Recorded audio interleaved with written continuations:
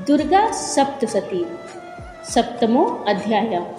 चंड एवं मुंड का वध। मैं मातंगी देवी का चिंतन करती हूँ। वे रत्न जड़ित सिंहासन पर विराजमान होकर बोलते हुए तोते के मधुर शब्द को श्रवण कर रही हैं।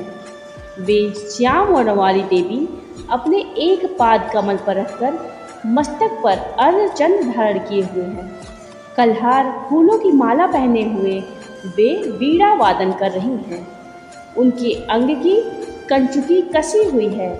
वे लाल रंग की साड़ी पहनकर हाथ में शंख पात्र लिए हैं। उनके मुख पर मधु के हल्के नशे का आभास हो रहा है और उनके ललाट में बिंदी लगी हुई है।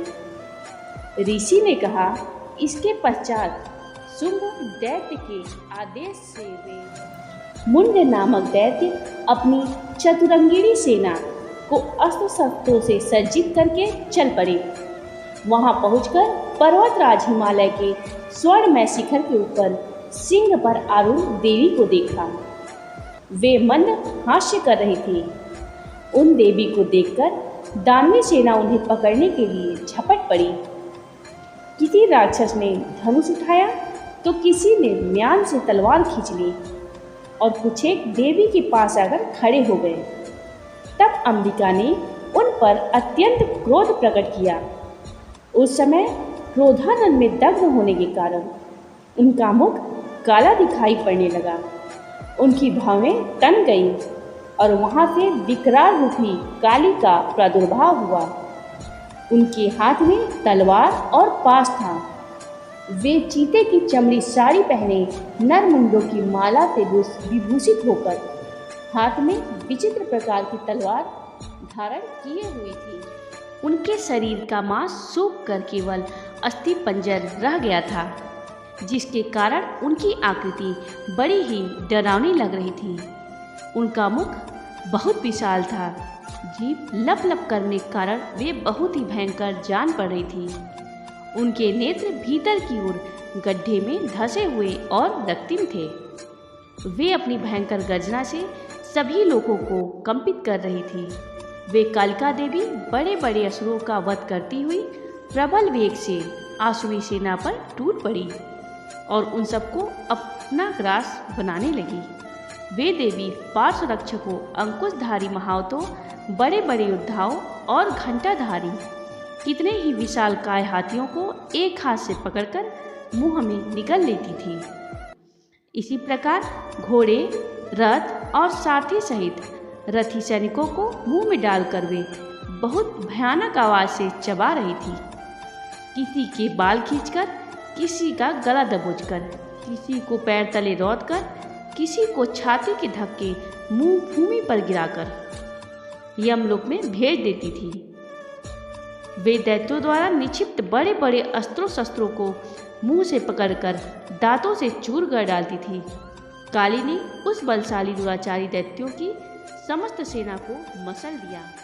कुछ एक को कितने को ही वहां से खदेड़ दिया।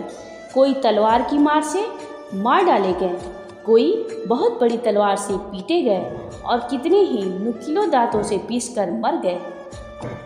इस प्रकार देवी ने क्षण भर में उस आसुरी सेना का संहार कर दिया। यह देखकर चंड उन विकराल काली की ओर दौड़ पड़ा। महादैत्य मुंड ने बाणों की वर्षा करके तथा हजारों बार प्रयुक्त चक्रों से उन भयानक देवी को ढक दिया। देवी के मुख में प्रविष्ट होते हुए वे अनेक चक्र ऐसे जान पड़ रहे थे मानो सूर्य के बहुत से मंडल बादलों में समा गए हों। तब भयंकर गर्जना करने वाली काली ने रोष में भीषण अट्टहास किया। उस समय उनके विकराल मुख के भीतर कठिनता से दिखाई पड़ने वाले दांतों की चमक से वे अत्यंत उज्जवल दिखाई पड़ रही थी। फिर तो देवी ने बहुत बड़ी तलवार से हम शब्द का उच्चारण करके चंड के केश पकड़ लिए और अपनी तलवार से उसका मस्तक धड़ से अलग कर दिया। चंड को मरा देखकर मुंड देवी की ओर दौड़ पड़ा। तब देवी ने क्रोधित होकर अपनी तलवार की आघात से उसे भी धराशायी कर दिया। चंडमुंड के मरते ही बची खुची सेना भय से व्याकुल होकर रणभूमि से पलायित हो गई। तब देवी चंडमुंड के कटे हुए मस्तक को हाथ में लेकर चंडिका के पास पहुंचकर विकट अट्टहास करके कहा, हे देवी, मैंने इस महापशु चंडमुंड को तुम्हें अर्पित किया है। अब युद्ध में तुम शुभ और निशुभ का स्वयं ही संहार करना। ऋषि ने कहा। चंडमुंड के मस्तक को देखकर कल्याणमयी चंडी ने काली से मधुर स्वर में कहा, देवी, तुम चंडमुंड को लेकर मेरे पास आई हो, इसलिए विश्व में तुम्हारी ख्याति चामुंडा के नाम से होगी। इस प्रकार मार्कंडेय पुराण के सामयिक मनवंतर कथा के अंतर्गत देवी महात्म्य में वर्णित